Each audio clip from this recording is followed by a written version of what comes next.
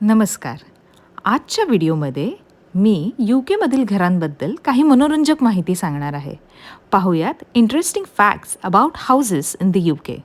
यूकेमध्ये राहणाऱ्यांसाठी ही माहिती सामान्य असेल, पण माझ्यासारख्यांसाठी व अनेक भारतीयांसाठी ही नक्कीच इंटरेस्टिंग असेल. पहिलं वैशिष्ट्य म्हणजे UK मधील घरांवरील छप्पर म्हणजेच रूफ याला उतार असतो, म्हणजे इट इज स्लोपिंग डाऊनवर्ड्स. जसं कोकणातील घरांवरील छपरांमध्ये आपल्याला असा डाऊनवर्ड स्लोप पाहायला मिळतो, तसंच इथे. याचं कारण असं की पाऊस किंवा बर्फ घरांवर फार काळ टिकून राहू नये म्हणून.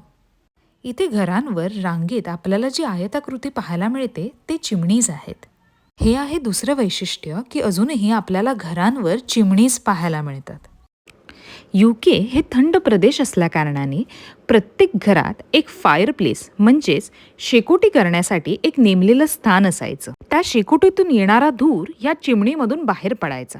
पण आता विद्युतीकरणामुळे म्हणजेच घराघरात इलेक्ट्रिसिटी पोहोचल्यामुळे हे फायरप्लेस आपल्याला फारसे पाहायला मिळत नाहीत. बहुतेक घरात ते सील केलेले असतात, म्हणजेच बंद केलेले असतात. पण काहीशा जुन्या घरात किंवा अशा व्यावसायिक ठिकाणी अजूनही ते पाहायला मिळतात. चिमणीवरून मला एक किस्सा आठवतो. काही वर्षांपूर्वी या चिमणीमध्ये एक कबूतर पडलेलं आणि ते बिचारं त्यात अडकून राहिलेलं. मग त्याची सुटका करण्यासाठी अग्निशमन दलाला बोलावण्यात आलं. मग त्यांनी हे जे फायरप्लेस सील केलेलं होतं ते तोडलं आणि त्यातून त्या कबुतराची सुखरूप सुटका केली. त्यानंतर त्या चिमणीला जाळीदार कॅप लावून म्हणजे नेट लावून ती चिमणी सील केली, म्हणजे कुठले पक्षी त्यात पडू नये व त्यांना इजा होऊ नये. हाही एक वेगळा अनुभवच होता आणि तेव्हा कळलं की चिमणी वरून सील्ड आहे की नाही हेही चेक करायचं असतं. वळूयात तिसऱ्या इंटरेस्टिंग फॅक्टकडे. आपल्याकडे जसं प्रत्येक घरात प्रत्येक खोलीत एक फॅन असतो, त्याच पद्धतीने इथे प्रत्येक घरात प्रत्येक खोलीत रेडिएटर असतो. जशी पंख्याने रूम थंड राहण्यास मदत होते, त्याचप्रमाणे रेडिएटर्सनी रूम गरम राहण्यास मदत होते. इथे पंख्यांचा वापर तसा क्वचितच होतो. उन्हाळ्यात आपल्याला टेबल फॅन्स किंवा लग्नात जसे स्टँडिंग फॅन्स असतात त्या पद्धतीचे फॅन्स पाहायला मिळतात. बरं, ह्या रेडिएटर्सची सेटिंग ॲडजस्टसुद्धा करता येते आणि हे रेडिएटर्स मल्टीपर्पज आहेत बरं का. अशा प्रकारची अटॅचमेंट लावून आपण ह्यावर साधारण सुकलेले कपडेसुद्धा वाळत घालू शकतो. आपण आपले टॉवेल्स उन्हात वाळत घालतो, इथे रेडिएटर्सवर वाळत घालण्याची पद्धत आहे. म्हणजे जेव्हा टॉवेल वापरायची वेळ येते तेव्हा ते छान गरम झालेलं असतं. ह्या रेडिएटर्सचं सिक्रेट ह्या दारापाठी आहे. रेडिएटर्स गरम पाण्यावर कार्य करतात, त्यामुळे प्रत्येक घरात अशी एक स्टोरेज टँक असते आणि बॉयलर असतो. बॉयलरमुळे स्टोरेज टँकमधलं पाणी गरम होतं आणि ह्या पाईप्सद्वारे ते पाणी रेडिएटर्समध्ये किंवा नळापर्यंत पोहोचतं. या सर्व यंत्रणाची नियमित तपासणी केली जाते. वळूयात चौथ्या इंटरेस्टिंग फॅक्टकडे. यूकेमध्ये बहुतेक घरांमध्ये प्रत्येक खोलीत स्मोक डिटेक्टर असतो. इथे फायर हझार्ड, हेल्थ अँड सेफ्टीला फार सिरियसली घेतलं जातं. जर घरात कुठे आग लागली तर हे बटन दाबून अलार्म ॲक्टिवेट करायचं. आगीच्या धोक्याच्या बाबतीत घरामध्ये चांगली अग्निशमन व्यवस्था केलेली असते. घरातील मुख्य दारांवर किंवा घराच्या पॅसेजमध्ये आपल्याला फायर एक्झिटची अशी चिन्ह दिसतात.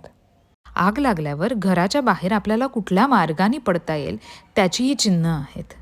जर रेंटेड अकोमोडेशन असेल, म्हणजेच जर घर भाड्याने दिलेलं असेल, तर त्यात आपल्याला अजूनच चांगली व्यवस्था पाहायला मिळते.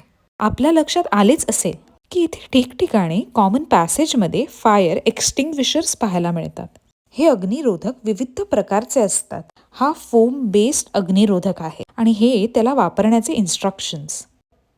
हे वॉटर बेस्ड अग्निरोधक आहे आणि हे त्याच्यावर त्याचे इन्स्ट्रक्शन्स दिलेले आहेत.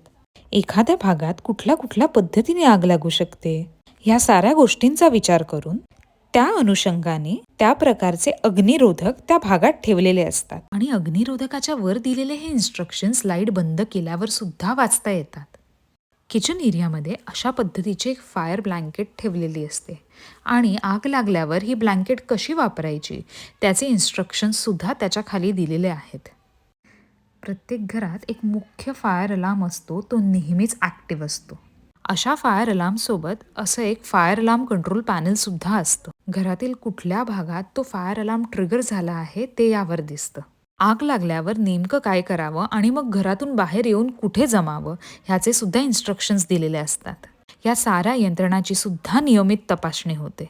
नेक्स्ट इंटरेस्टिंग फॅक्ट म्हणजे इथे बहुतेक घरांमध्ये वॉशिंग मशीन आणि त्यासोबत ड्रायर हे असतंच. UK मध्ये नियमितपणे सूर्यदेवाचे दर्शन होत नाहीत. त्यामुळे पापड, लोणचं, सांडगे, कुरडया करणं कठीणच, त्याबरोबर कपडे वाळवणं सुद्धा कठीण जातं. त्यामुळे बहुतेक घरांमध्ये वॉशिंग मशीन सोबत ड्रायर हा असतोच. वॉशिंग मशीन्समध्ये सुद्धा आपल्याला फ्रंट डोअर वॉशिंग मशीन्सची जास्त व्हरायटी आणि जास्त वापर पाहायला मिळतो. ड्रायरसुद्धा दिसायला वॉशिंग मशीनसारखंच दिसतं, पण ह्यात आपले कपडे वाळून येतात. ड्रायर संबंधीचा किस्सा असा की जीन्सवरती जे लेबल असतं डू नॉट टंबल ड्राय ते मी वाचलं नव्हतं आणि मी माझी जीन्स ह्यात घातली आणि ड्रायरसुद्धा मी मॅक्झिमम सेटिंगवरती ठेवलं. असं माझ्याकडून 2-3दा घडलं. माझी ती छान जीन्स चांगलीच विधभर आटली. जीन्सचा अर्थात मी उन्हाळ्यात छान वापर केला, पण हाही अनुभव शिकवणारा होता की कपडे ड्रायरमध्ये घालताना मी लेबल्स बघून लेबल्स चेक करून त्यात घालते. ह्या ड्रायरची सेटिंग प्रीसेट असते, अर्थात जर मिक्स कपडे असतील तर 2 तास ते वाळतात. जर त्यात सिंथेटिक कपडे आपण घालू तर 1 तास 40 मिनिटं वगैरे. वळूयात पुढच्या मनोरंजक फॅक्टकडे.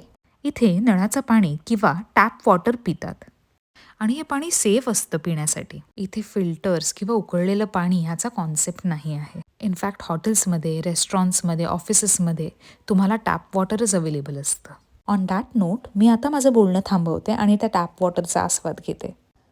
जर व्हिडिओ आवडला असेल तर नक्कीच लाईक करा, सबस्क्राईब करायला विसरू नका आणि तुमच्या मित्रमंडळींसोबत नक्कीच शेअर करा. व्हिडिओ बघितल्याबद्दल खूप खूप धन्यवाद. Thank you very much.